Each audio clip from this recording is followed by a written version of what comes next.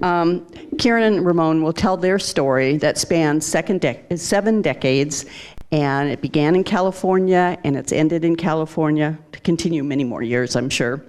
And it included 6 UU congregations, nearly 5 decades of marriage, 4 countries they've lived in, and 3 children and 4 grandchildren. And I'm really excited to present Kieran and Ramon. Thank you. I'm starting. So, my backstory. There's a love story I need to tell you first. My mom was a nursing student at UC San Francisco in October of 1941. And she met this young doctor who was coming through on his way to the Philippines. They were together for 5 days. He went on, wrote her some wonderful letters, and then she didn't hear from him again. But essentially, she decided, well, I guess that's that. Of course, there was a war going on. So she met a man named George Anderson, who was in the Coast Guard, and he was stateside. They were married, and I was born a year later. In October, I believe it was October of 1945, the doctor returned from the Philippines, having been released from a prisoner of war camp. He had been in the Philippines and then transferred to Japan. She told my father, that's that, I'm leaving you. This is my true love. It took them each about 1.5 years, 2 years to get divorced because he neglected to tell her that he was already married when they met. He had been separated from his wife, and he had been from Illinois. So I was their only child. My father, George Anderson, and my mother's only child. My stepfather, as I sometimes call him, even adopted me actually a few years later. My birth father gave me up for adoption, but we stayed close. I grew up in Oakland. Was born in Oaknoll Hospital, which no longer exists in Oakland. So my mom and my stepdad, now my adopted dad, excuse me, I will get myself together in a minute. We lived in San Francisco for a while, and then while he was doing finishing his residency, and then he started a practice in San Leandro, California, which is right next to Oakland. And that's where I grew up all through, from the time I was 8 until I went away to college. As a child, or as a teenager, pretty much, I had a horse. I was a fairly privileged life, being the daughter of a doctor. I rode on a drill team with 15 other riders, and it was really lots of fun. We got to ride in the Cow Palace a couple of times actually. Because I was a horsey person. I didn't do sports at school. Horses were my sport. Riding horses was my sport. I visited UC Davis one time with the horse club they would belong to, and I said, this is where I have to go to college. I'm going to be a veterinarian. Well, so that's the only place I applied, and I was accepted to get in. And come to think of it, these days I wouldn't have been able to get in. I don't think, There, you had to be like the top 10% of your class to get in, and I was there, but I wasn't an A student. But anyway, so that's what got me to UC Davis. And I'm going to let Ramon take it over right now and tell some of his backstory. Yeah, my story isn't as dramatic as Karen's. However, I was born and raised in Woodland. I had country beginnings. I lived out on a ranch. My dad was from Michoacan, Mexico. My mom was from Idaho, but her parents were Mexican also. So a typical immigrant family where we all were, not all, I'm an only child, it was pushed that we had to get an education to get ahead. And you really had to strive. Don't let anything stop you. In my parents' case, because they had very little education, they actually did quite well. Nice home. They were the first Mexican family to have a store in Knights Landing, which they were very proud of, to really buck the system. I went to a small grammar school out in the country, and because it was small, there was like 8 people in my class, I never realized I was different until I went to high school. And at that time, to get it for a track in high school, there was 3. There was agriculture, there was shop, and college prep. And this is a cultural thing. When you have an older person that you're talking to, or a position or a strong position, you never argue. You just accept it the way it is. So my counselors talked to me for a few minutes, and right away said, "Are you going to ag?" What did I know? Okay, fine, that's good. Luckily, I had a mentor who was my principal in my grammar school, Mrs. Gallup.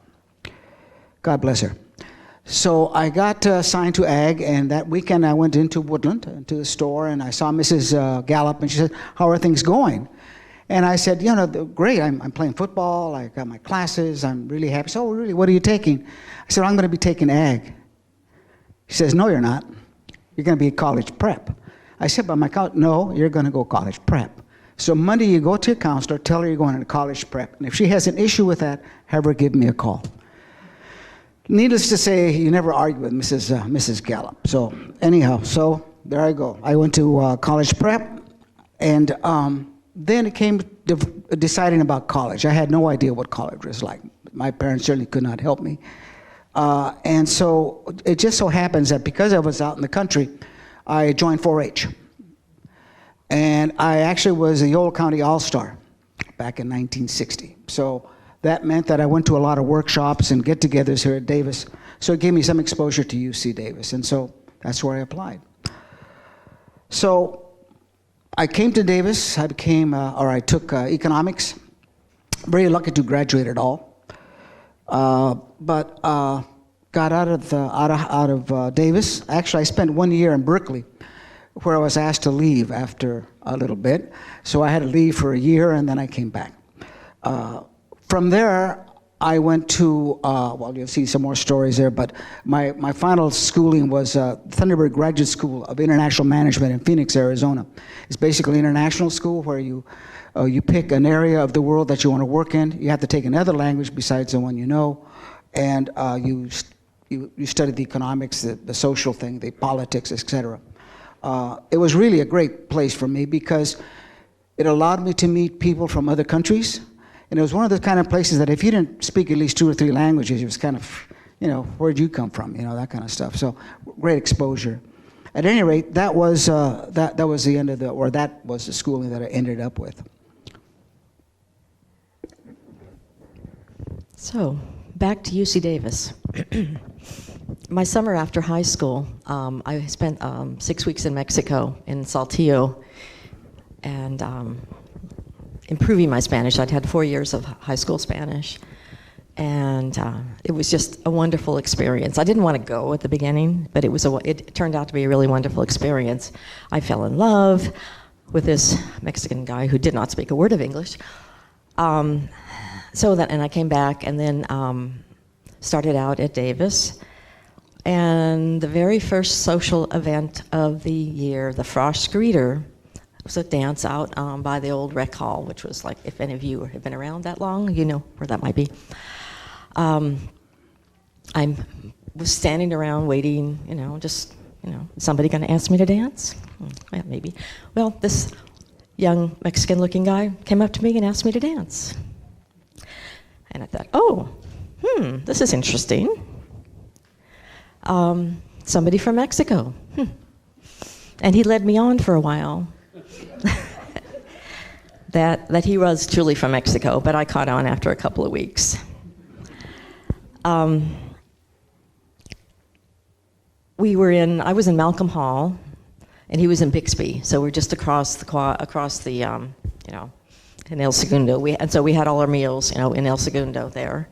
So we saw each other a lot, started going out, and pretty soon it was pretty steady, I guess. Maybe after about the first semester, even through his time away from campus and back. And we seemed to be getting along pretty well, even though he wasn't actually from Mexico. It's like, 1965, I was graduating. I actually graduated in 4 years. Woo-hoo, I couldn't believe that, with summer school. And so we got married after graduation. I had been a Spanish major in college, ended up being a Spanish major and a geography minor. So I kind of thought travel would be pretty good. I really, wanted to see more parts of the country. I'd only been to Mexico a couple of times, and that was it. So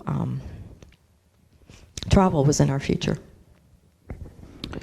As Karen said that she had already been in love with another Mexican, and so I played that. That was a break for me. That was my long suit. She already knew Mexico and stuff, and so I put on that I was from a Mexican student, and as she said, that lasted about a week or 2 weeks, and so I wasn't very good at it, I guess. But I always kid her because she was very involved with horses and animals and whatnot, and I kid her because I said, well, you gave up your horses and you married a jackass, so here I am. That leads us to the other little phase that we had, and that was the military. When I came to Davis, it was a land-grant college, and ROTC was an obligation. But after a while, you didn't have to do it, and so I quit. I had no reason to continue until I realized that my fellow students and friends were being drafted. And I thought, well, wow, this I see it in the stars, and it was probably one of the smartest things I did. At any rate, I went back to ROTC, combined 2 years into one. I was commissioned as a second lieutenant, and believe it or not, I chose infantry. That was kind of a macho thing, I guess. And right after being commissioned, I was assigned to Fort Benning, Georgia, which is the home of the infantry. And I went to infantry school, to other special schools also. And after that, I was assigned to Fort Lewis, Washington, where Karen joined me. And at that time, we were organizing our units to go over to Vietnam. And thinking, we're in the modern age, we're going to fly over and go to Vietnam. Well, lo and behold, we wound up at the port of Oakland, and we boarded a ship. The name of the ship was a Willie Weigel. This isn't confirmed, but it appears because when I got to the port, there was a long line of everybody, making phone calls before cell phones or any of these kinds of things. I called my mother-in-law because I remember when I parted from her, she said, make sure you give us the ship that you're going to be going on. I thought, yeah, right, a ship. There's no ship. But anyhow, I called her and I said, oh yeah, the Willie Weigel. Silence. Evidently, this was the ship that Aim, her husband, Karen's adopted father, really, had gone to the Philippines and, of course, had not been heard of because he was in prison camp. And so I said, oh my God, is this a sign? It was not. It was a good deal for me. So I go to Vietnam. I was very lucky. It was the early years. This was 66, 67. The things were just starting to wind up, or go forward, I guess, if you want to look at it that way.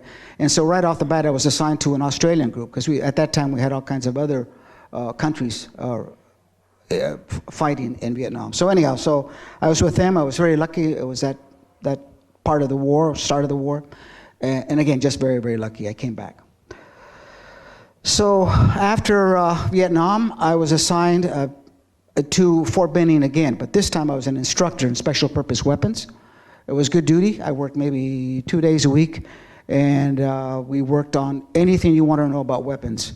That was where you went. And I had, Karen makes fun of it, but we had really fun times with hand grenades and claymore mines and flamethrowers and all kinds of things that you really need, and it's really helped my career a great deal, by the way.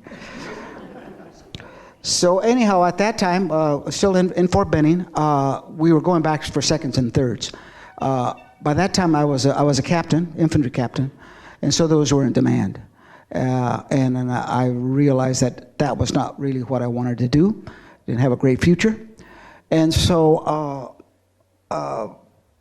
I was discharged, and Karen can tell you her part of the story, because that was what really made me want to get out of the Army. So being in Columbus, Georgia, is anybody here from the South? It's like, I don't want to insult anyone. When we first got to Columbus, I will never forget the night we arrived. We had driven from California, and we got into town on the night that the Green Berets was, the film The Green Berets with John Wayne was premiering at the Fort Benning on post there. So there was no place to stay. It was just, we couldn't get to the regular housing. So we ended up in this really seedy hotel downtown Columbus. The next morning he has to get up and go report in, and I'm stuck there. It's like, oh my God, where am I? What is this place? We did eventually get onto base housing, which was pretty nice, actually. We were in a row of lieutenants housing 5 duplexes that were really nice. You know, they were World War I era, facing a parade ground, so we were really lucky there. But this is my first time in the South. It was really different from the West. I'm sorry, it just really was. I didn't find I had anything in common with most of the, officers' wives, who, like to have tea and drink a lot and all that.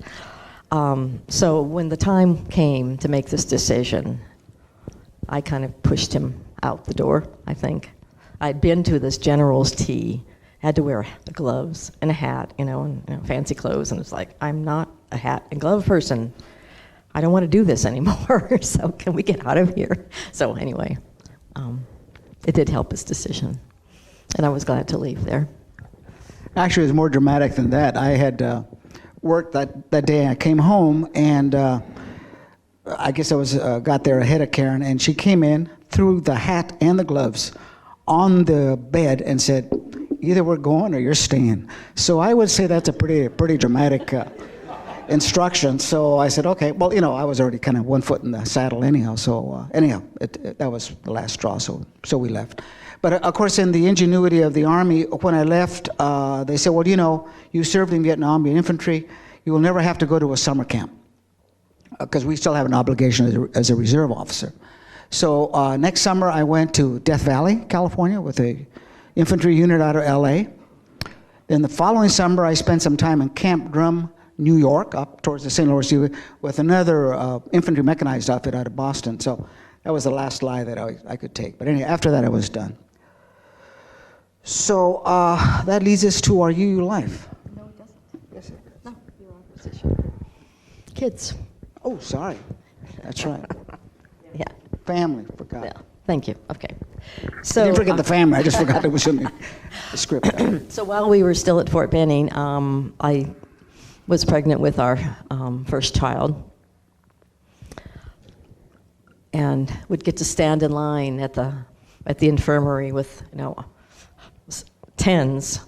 dozens of other pregnant women, bring her little cup to pee in.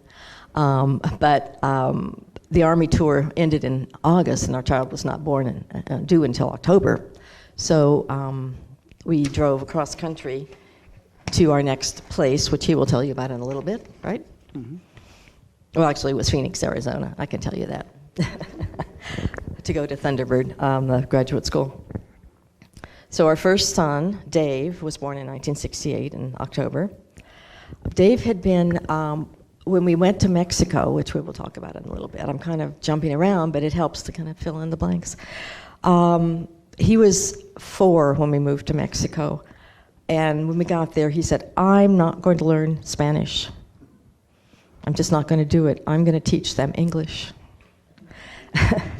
So one day we were living in Monterrey, Mexico, and I saw him out in the carport with some of the neighborhood kids. And we were in a neighborhood that was mostly, everybody else was Mexican except us. And he had about 4 or 5 kids, and he was going around our van pointing out tires, bumper,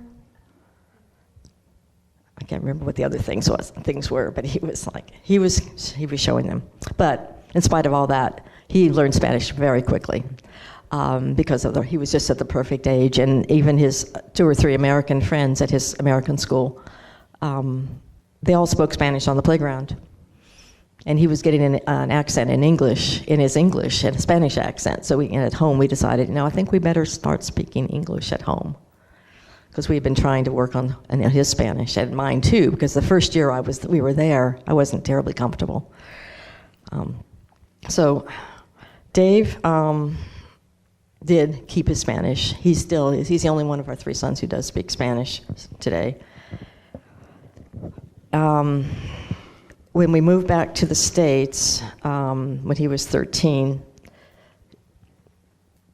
he's always been a free spirit. Not the best student. He always had to struggle. He had some learning disabilities. But a happy kid, just always a really happy kid.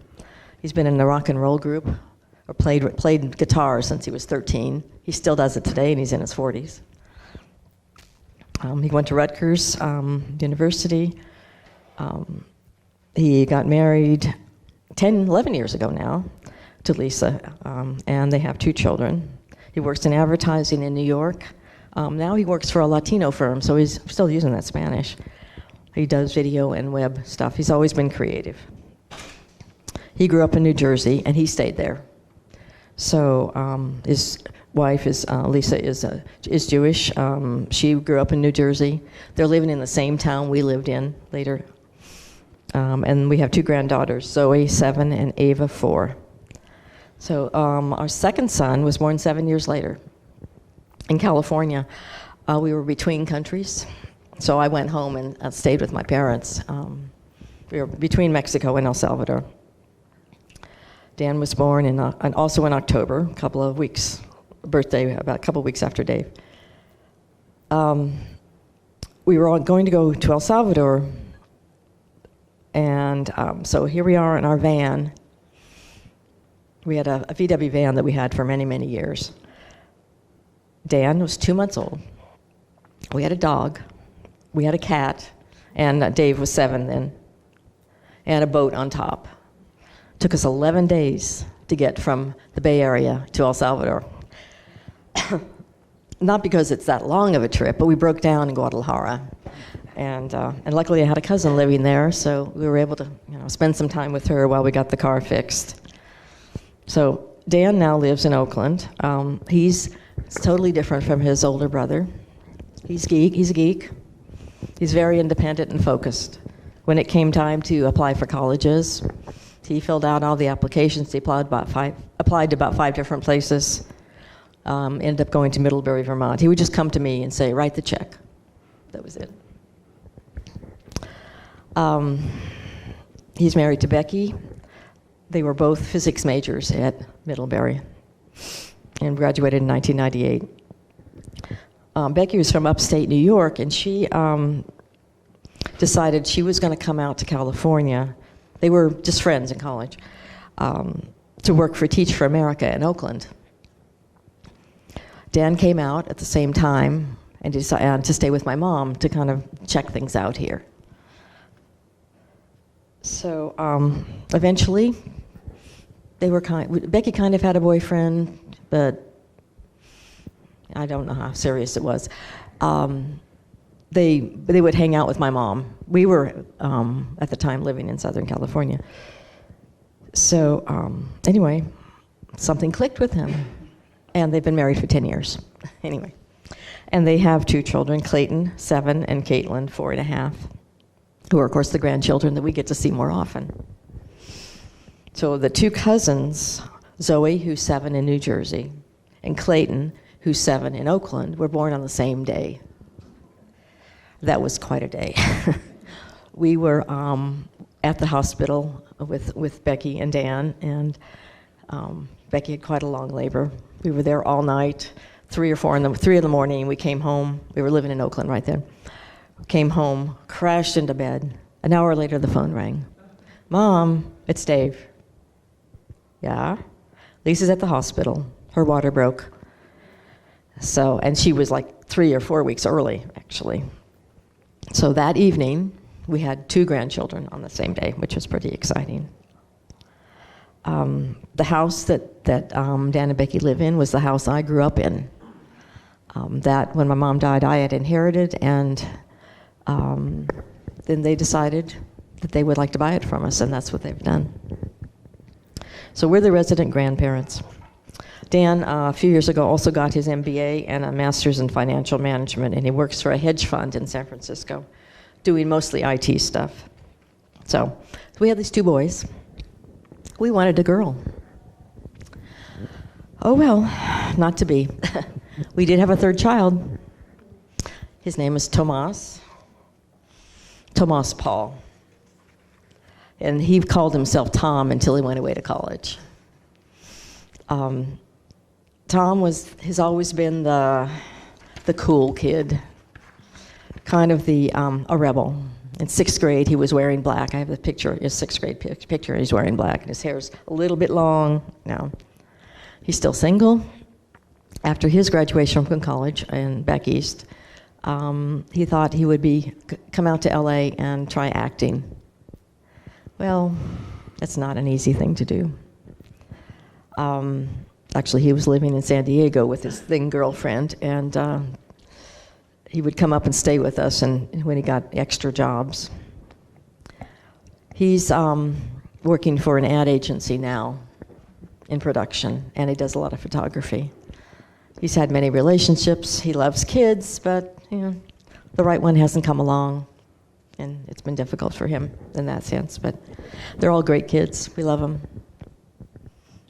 I guess the only comment I can get, or 2 or 3, number 1 is that we should have started out by saying that Karen and I are only children. So that's why when we were trying, we figured, that's it, the shop's closed. But anyhow, we were lucky to have the last one. One thing she did omit, and that is our kids were basically raised in Central America and Mexico and stuff. And so we always were lucky to have help, to have maids and what. So that helped really a lot with the kids. I guess the thing that I regret is that because I was traveling and moving around a lot, I really didn't have the chance to enjoy them as much. Other than when I was going to graduate school, I was more at home, so I was able to have some time, quality time with our firstborn. So, UU life. Karen, I think you start. Yeah. So when I was growing up, we're actually doing pretty well on time. We're good. We're on time. Okay, good. My mom had been, it actually goes back to her.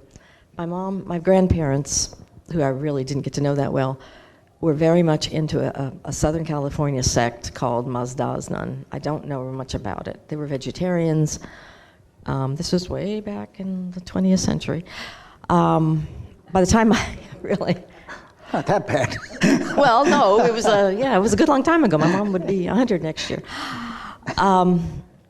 So I was not raised in a church. I was raised without any kind of church because my mom said, I'm not going to do it to you what they did to me.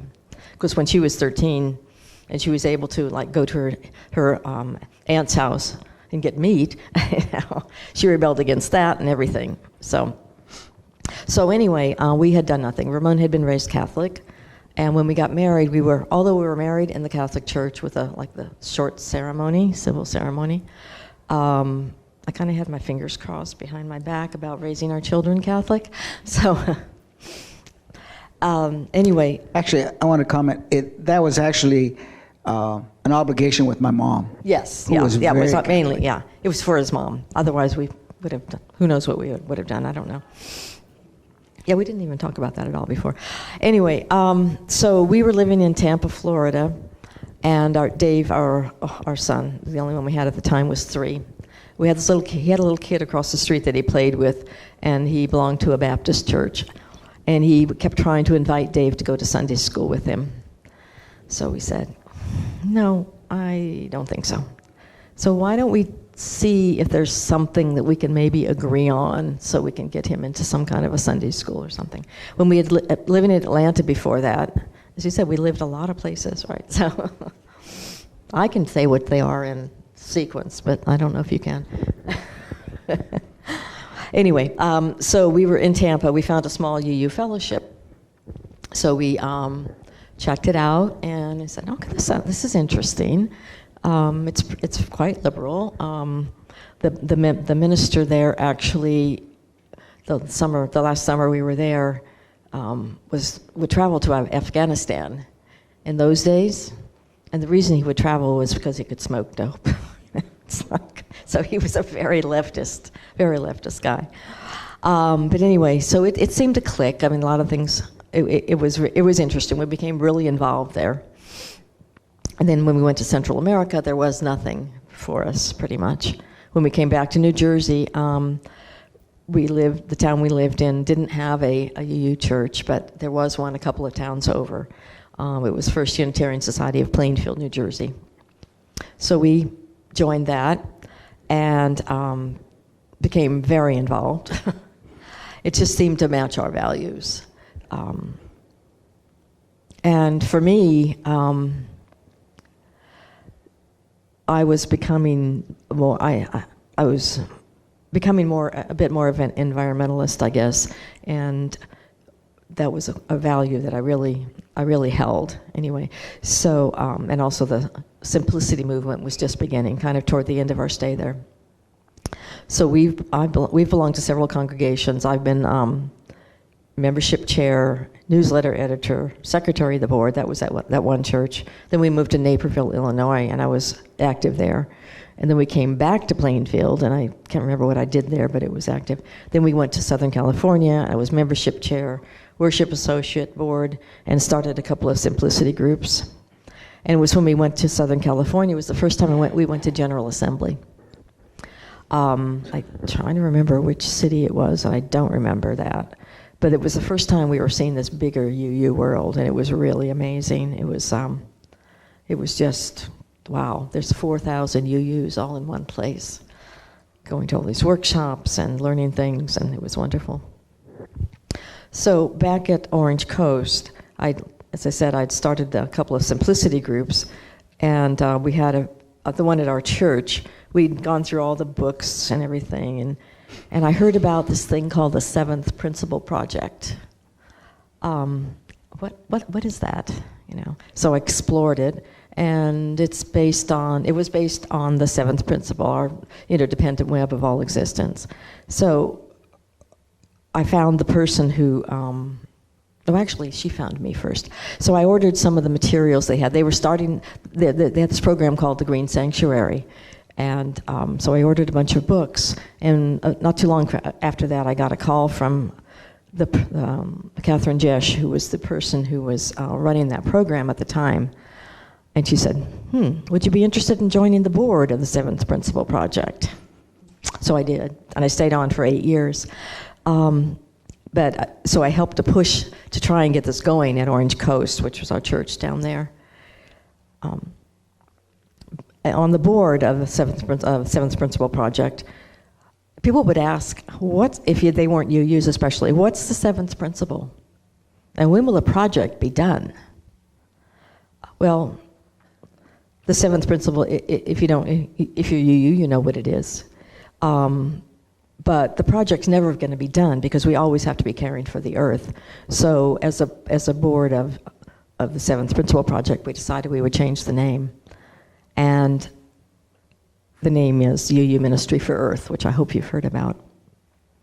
And like I said, I stayed on that board for 8 years. I've been off for a couple of years now.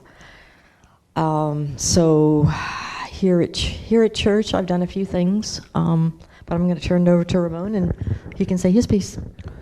Sure. Just to kind of give you some kind of a sequence here, the congregations that we belonged to were in Tampa, New Jersey, Chicago, Los Angeles, Hayward, California, and now here. I'm very glad to be here.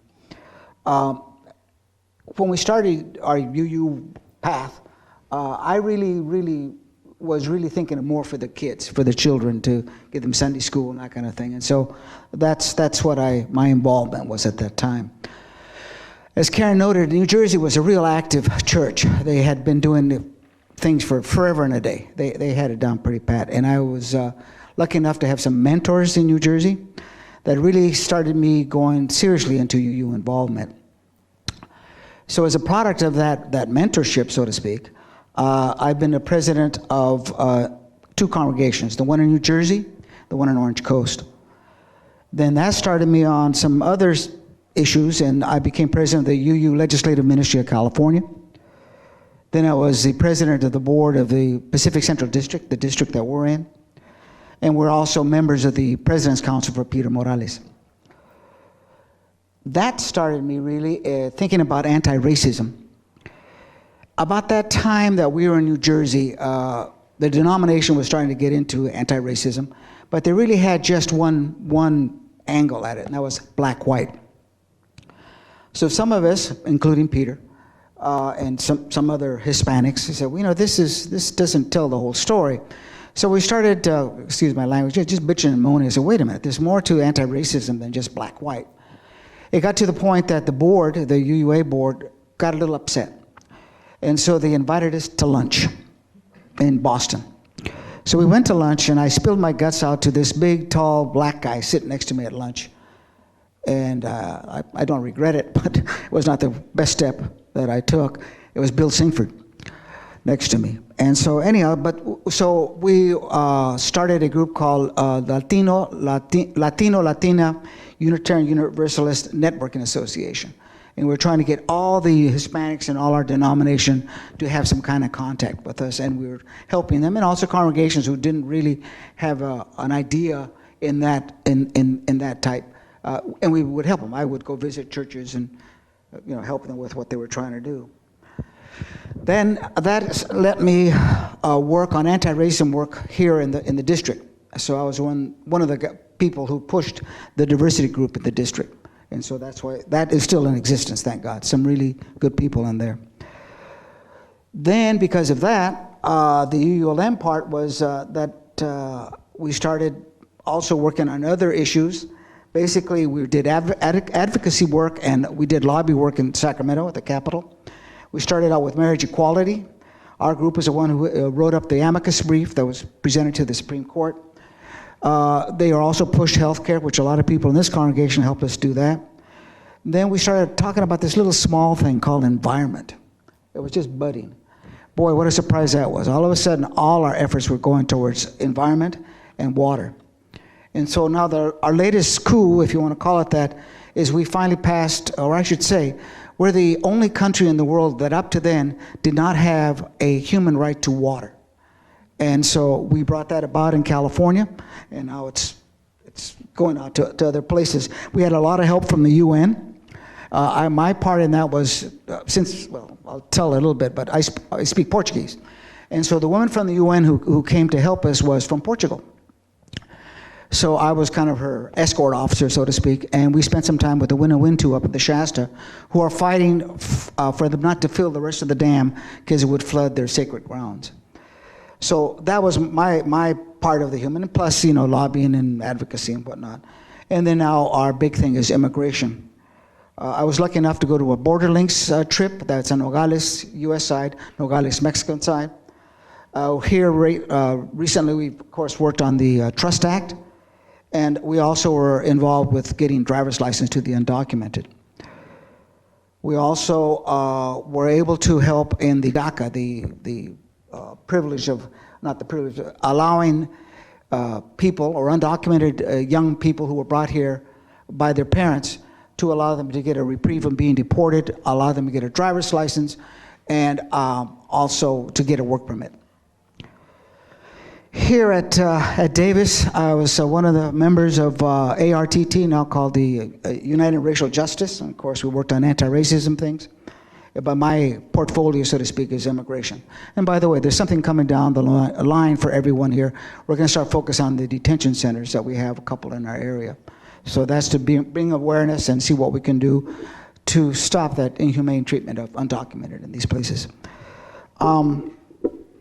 But I guess my change now is that I would like to see our church and our denomination, our district, work out beyond their 4 walls of churches.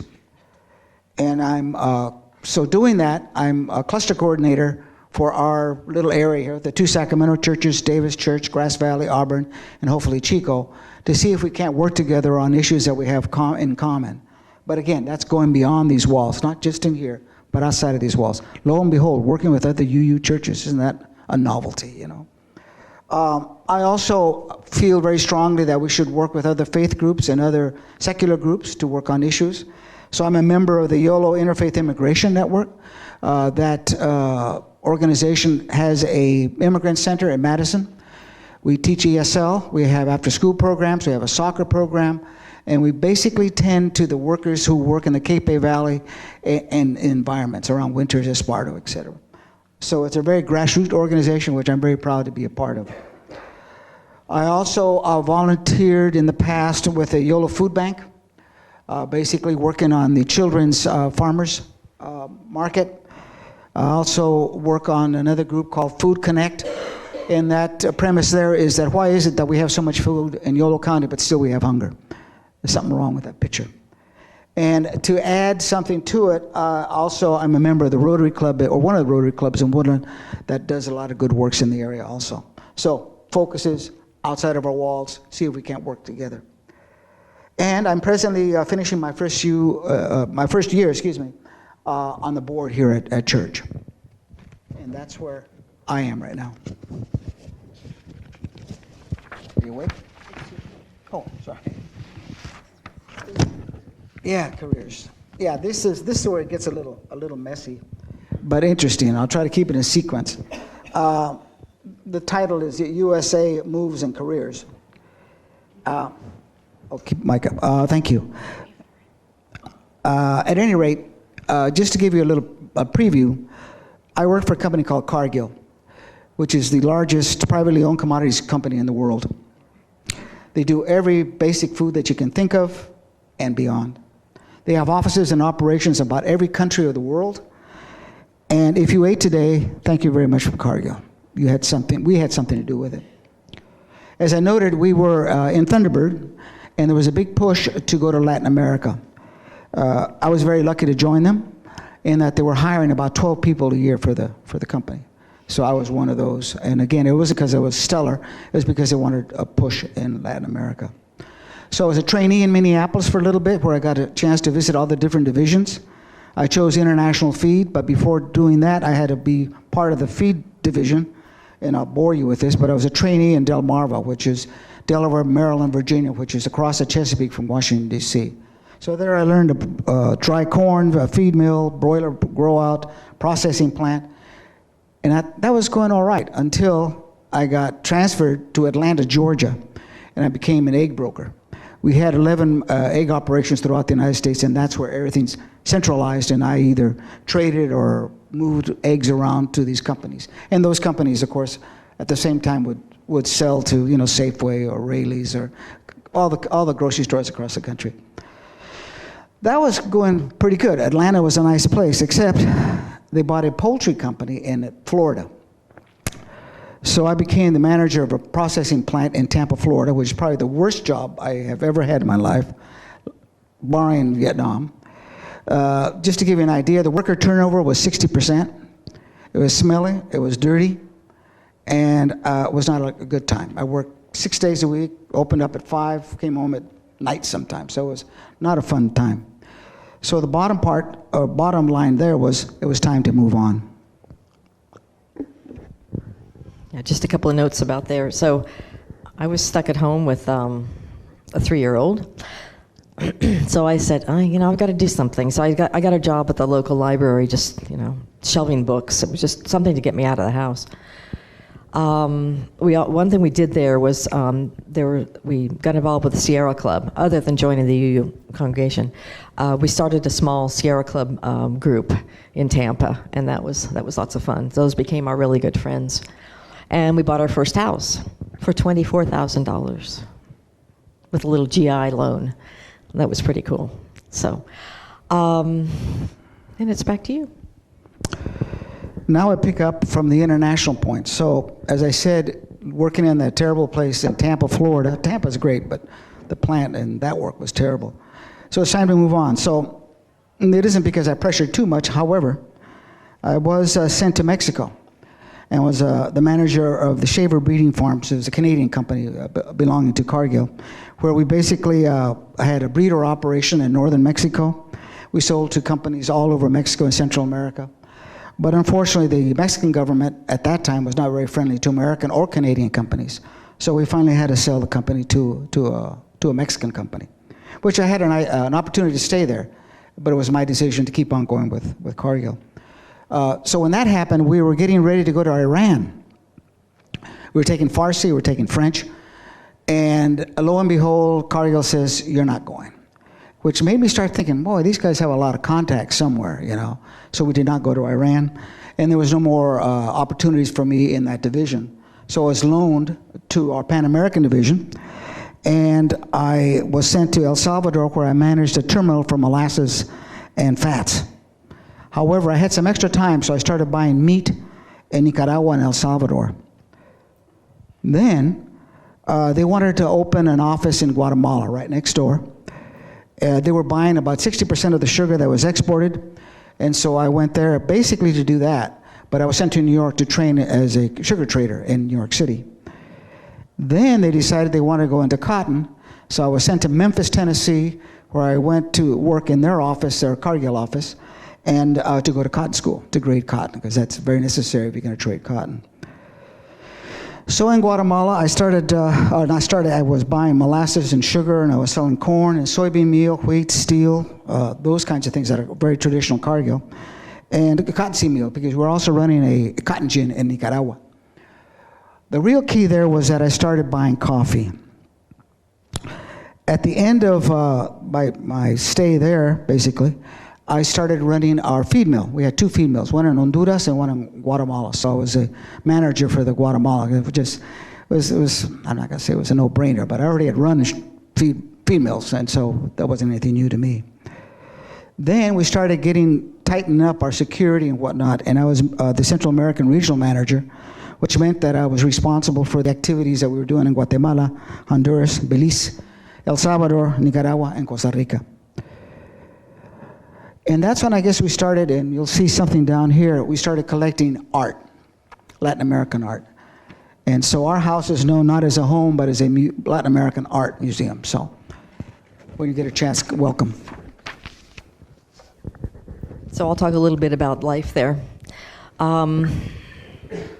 So when we went to Mexico, we still had just the one child. I couldn't work. It was hard enough for him to get a visa, and I couldn't. There was no way for me to get a visa. So I did do a little subbing off the books at the American school. I edited a small newsletter for the American Society, and it was a short time there. And then I became pregnant with our second child. When we went to El Salvador, we had friends from graduate school from Thunderbird. Excuse me. And they had lived in El Salvador before, and they had a really cool network of friends. So when they knew we were going there, they said, "You've got to meet these people." So we got there. We were welcomed with open arms by this group of about 10 people, some of whom were Salvadorians, some were Americans who were there on various assignments. So it was a wonderful time there. But we were only there for a year and a half. But then we had the two children. Then we went to Guatemala, and I became very involved in the American Society there with a bunch of women. We started a food co-op and a co-op preschool.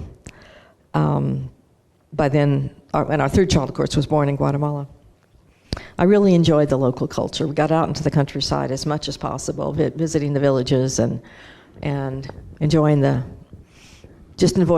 color, and we brought a few things just to sample. Because in each village, each Mayan village, they have their own dress. They're isolated enough in the mountains that they just have their own cultures, and it was just wonderful to be there as long as we was safe to do that. I learned how to backstrap weave. Did not go into that as a occupation, but things began to get rocky. Our good friend Eddie Garola, who was Salvadoran American in El Salvador, when we were in Guatemala, he was kidnapped, and his family could not come up with a ransom, so he was killed. His wife was American. There was a guy from Goodyear Rubber in Guatemala, an older guy who had been kidnapped. Same thing, no ransom, no life. It was really sad. Things were getting very rocky. So we had to, we'd been there for about 4 years, and my parents had just arrived to spend Christmas with us. The day they arrived from California, the company said, "You've got to get out of the country. If only for a short time, you've got to get out." So we had to get a visa for our youngest, who was born in Guatemala. We had to pack up a suitcase each, fly out, spent 6 weeks in Miami, then they let us come back. And then I'll let you continue about the leaving, or do you want me to do that? No, I'll do it. Go. If you want. Yeah. So that kind of sets up the scenario. The reason I was taken, we were asked by the company to leave Guatemala was because they discovered that I was on a list to be kidnapped. And so, again, makes you think where the contacts are, right? So anyhow, but they wouldn't tell me that until we got to Miami.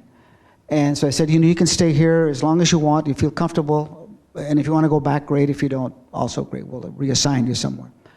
So at any rate, after that period of time, we decided to go back to Guatemala. But things started getting really worse, if you can think of that. We had bodyguards carrying a gun. It was not a good time. The government was very oppressive with the Indians in the villages. The guerrillas were very active, so it didn't make any difference which side of the fence you were on. It was not good if you were in the middle. But anyhow, what really kind of snapped this whole thing together was I was president of the board of the American school in Guatemala. And anytime I hear anybody talk and complain about a board meeting here or anywhere else, they weren't like these board meetings, believe me. These board members were a lot of U.S. company people, embassy people, and for sure we had 1 or 2 CIA guys on my board, Europeans on my board. But every time we got together, which was almost weekly at our house, and all the bodyguards would stay outside and we'd have our meeting, we did such beautiful things as, what do we do with the bodyguards that bring kids to the school? What happens if the guerrillas come in and we have a firefight and the kids are in the way? So we had to deal with things like that. Do we blacken out or scratch out the American school on our buses because we served the whole city there in Guatemala City? So those were the highlights of our board meetings. So again, those were really tough times. What really then happened was that we had a Guatemalan teacher whose job it was to review the records of the kids in school that were going to go on to college. That we had a high school, up to high school in Guatemala at this school. And so unfortunately, this young man, Guatemalan, discovered that one of the kids had falsified some of the grades in his resume or whatever. Next thing we know, he's gone. We didn't know where he was. We used our CIA contacts, and it wasn't the government that we could tell. It wasn't the guerrillas, although we could never verify that. Make a long story short, what had happened, the kid who was not allowed to graduate, his father was a colonel in the Guatemalan army. So he kidnapped him. And we started talking to them, and what the final result was that you will allow my son to graduate from high school, and you, Mr. Urbano, president of the board, will attend as a special guest at my son's graduation party. Done deal. So we did that. The young man was released. We found him a job in Miami for a while, but then that really made me start thinking. Not so much for myself, because I was pretty well protected, but with Karen and the kids running around in town, you never knew what was going to happen. So we decided, time to leave. So we left Guatemala, and we went back to the United States. Herein lies the second careers, if you will, in the U.S. We returned to Miami, and we were waiting an assignment. I was hoping to go to Chile, because neither one of us was ready to come back to the United States. So we waited there, and because of my coffee buying experience, I was transferred to New York as a coffee trader for Cargill. So that was all fine. Then we bought a larger coffee company, and that was also in cocoa beans, cocoa powder. So since we had too many coffee traders, so they decided they wanted to have a Cargill type to go to the division, the cocoa division. So that person was me. At that time, Brazil was the biggest exporter of cocoa in the world. And of course, they speak Portuguese there. And so I went to language school at the World Trade Center to learn Portuguese. At the same time, I was also dealing with other Latin American countries and, of course, using my Spanish. So I was doing both of those. So I originated beans, I originated cocoa products for both our plants in the United States and Europe. And a real blessing, I had an opportunity to work with exporters in Bahia, Brazil, and with our plant in Ilhéus, Brazil, which, if anybody ever asks me, that's my favorite place, is Brazil. Then we bought a Dutch cocoa powder company called Herkens, and I was transferred to Chicago, and that was our office there. But I was bound to not stay there very long, because then the trading company in New York, the other companies that we had in cocoa were all transferred to Lidditz, Pennsylvania. So I went to Lidditz. Karen stayed in New York, in New Jersey with the kids, and I had an apartment in Lidditz. But for me at that time, it didn't make any difference. I was still traveling to Latin America and all over the United States. So whether I was in Lidditz or New Jersey or Mexico City, it was the same thing. So at any rate, so that started me on the cocoa and chocolate trail. I started originating and selling trading cocoa through Wilbur. And again, as I said, still continued doing the Latin American thing. But then I started getting involved more with U.S. sales.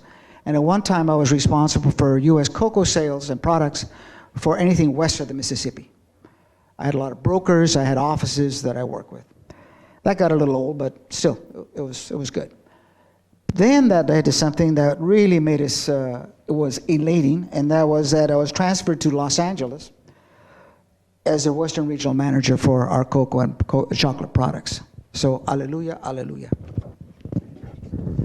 But before we get back to California, so we're living in New Jersey.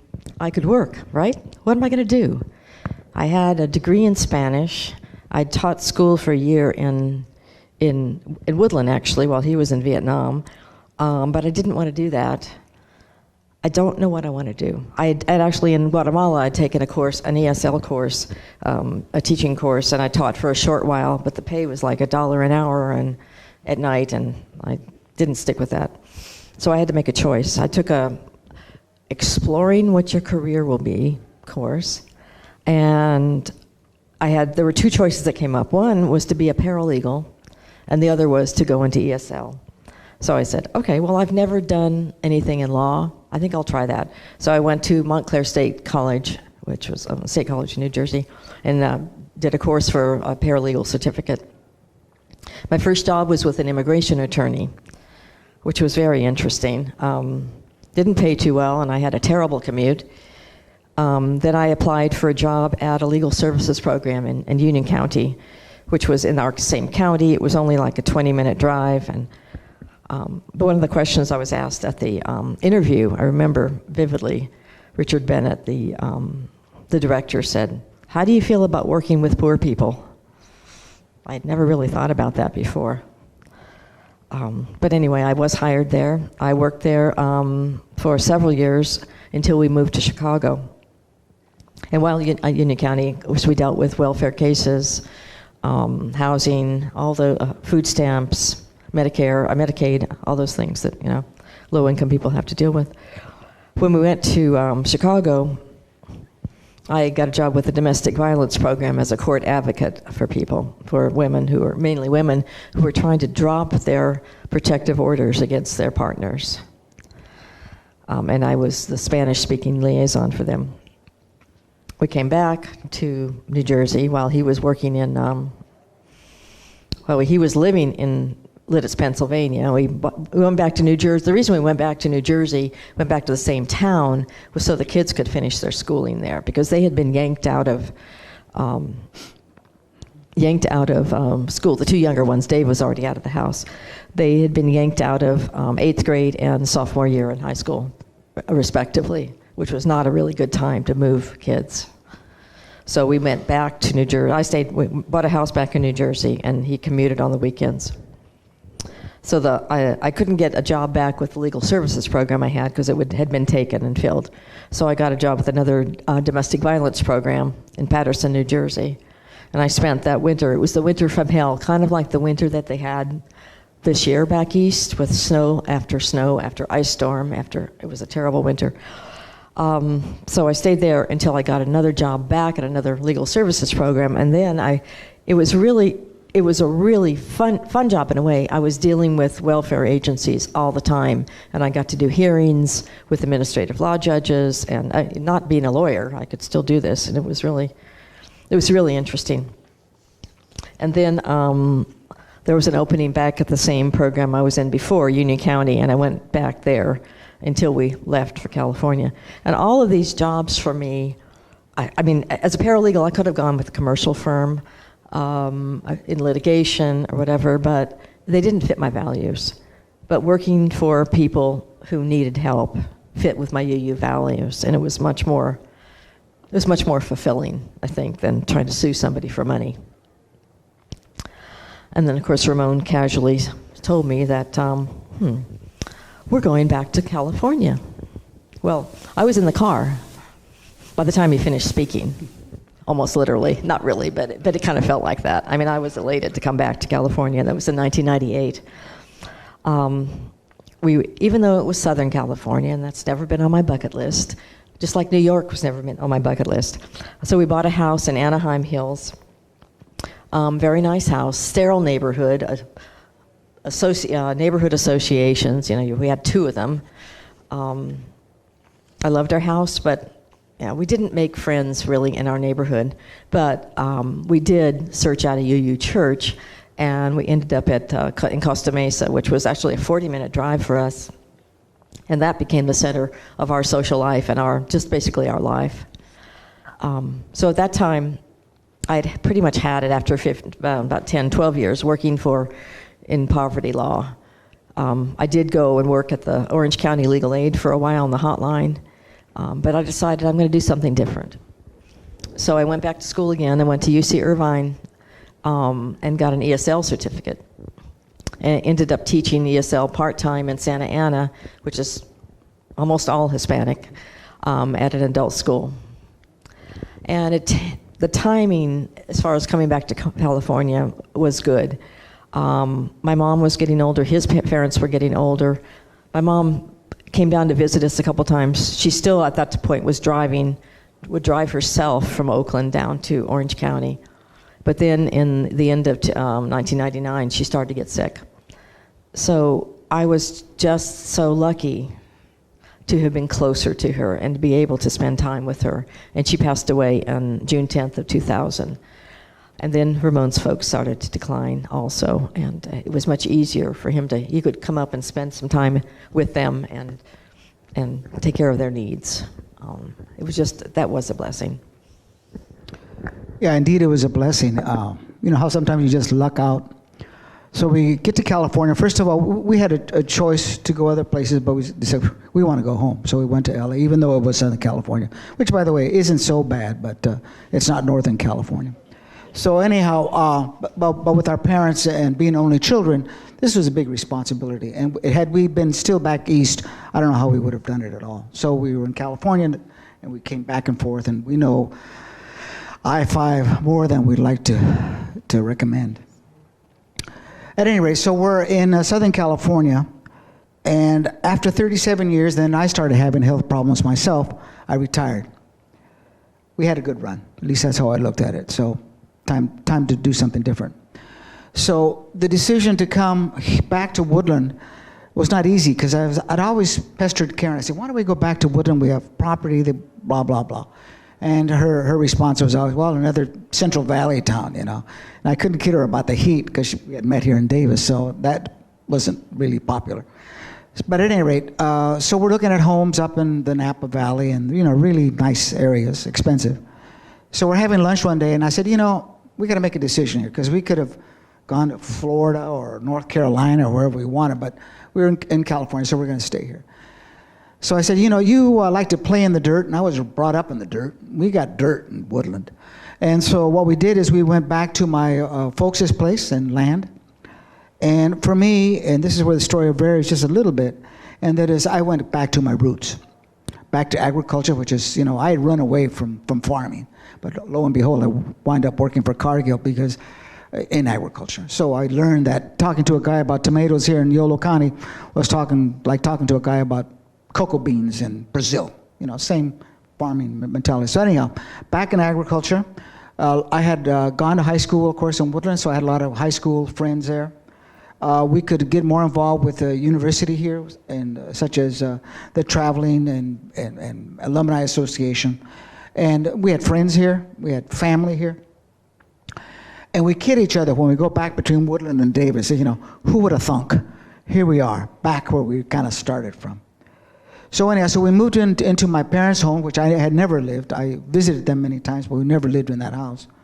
And so we remodeled the house to our needs, and also keeping in mind that we were going to get older and staying there. So for sure, it was a one story, flat storage, store home. And when we remodeled, started putting the handles in the bathrooms and all those kinds of things. And I said, the one thing that we got to do is make sure the front door is wide, so when they carry us out of here, the guys can go back and forth. At any rate, we did as green as we possibly can, and that's when I learned that green doesn't mean just environmentally green, it means money. So we did as much as we could. The bamboo floors, the natural things, solar panels, now we have geothermal, all those kinds of things. So there was some thought, but really we lucked out in the house.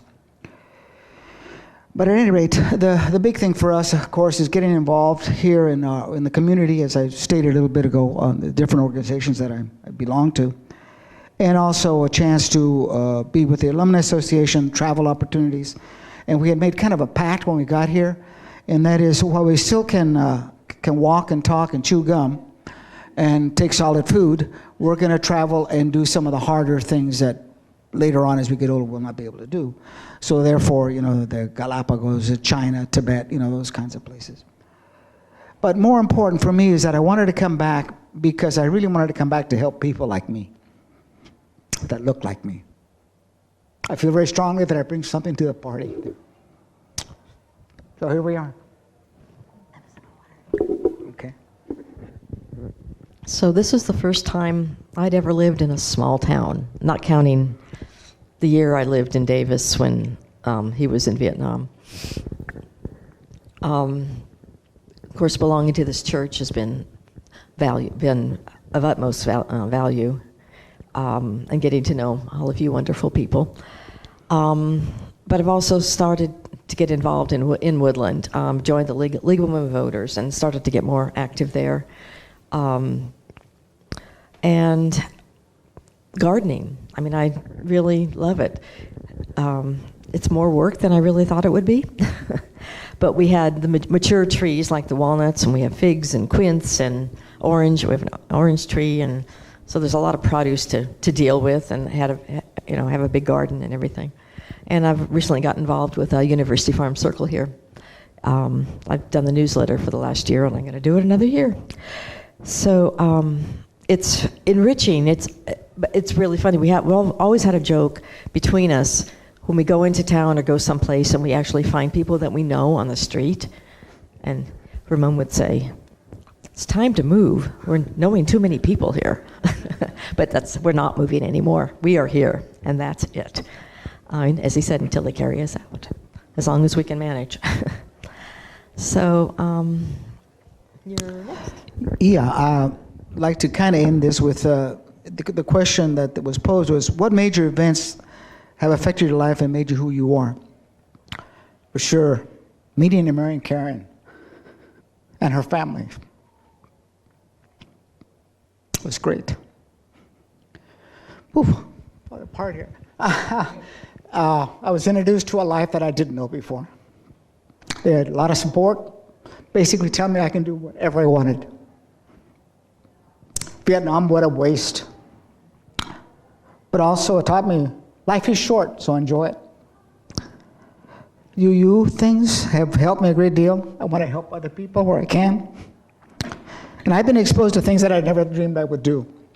All the way from going to Transylvania, lobbying, advocacy work, And when we were in New Jersey, I was in a little vignette play where I was Dorothy in The Wizard of Oz. Never thought that would happen. But more important, of course, I come back to my roots where I feel comfortable. This is where I'm from. This is where I belong. And finally, it took me a while, and by this time I certainly do know it, that I can jump from one culture to the other, and I'm accepted in both. Although I have to admit that I feel more comfortable, and I'm not anti-American, don't get me wrong, but I feel more comfortable in a Hispanic culture. I feel like I have more control of what I'm doing. But anyhow, I can jump from one to the other, and wherever I can help, that's what I'll be doing. I guess in closing, unless you have something is, okay. So anyhow, so I've been extremely lucky. I've been given opportunities I was able to take advantage of. And it really brought new meaning to the song, On the Road Again. On the road again, yes. I've got two more things. So for me, major events was meeting this guy. And we've been together. We will celebrate our 49th anniversary in August. That's a long time. And had the opportunity to live in different parts of the U.S. and out of the country. And that's been so enriching, just being able to get different perspectives on different places. And of course, our kids and our grandkids have been major events and continue to be with the grandkids especially, and watching them grow up. And deepening my UU roots, I think, and going to Transylvania was definitely a major event. So, anyway, that's us. Thank you. We do have some time for questions, and if you have a question, do you want to raise your hand and I'll bring you the microphone so everybody can hear your question? Excuse me, we've got to leave. Sure. Thank you. I wish you'd given me dates on some of those things. We also, if you want to, come down and look at some of the memorabilia they've brought. It's really fascinating to see their wedding picture, 49-year-old wedding picture, as well as the textiles that they've brought in from other countries. But truly, thank you, Karen and Ramon, and thank you for everything you have brought to our congregation and our community. You've touched many lives, and it'll keep going for a long, long time. So thank you.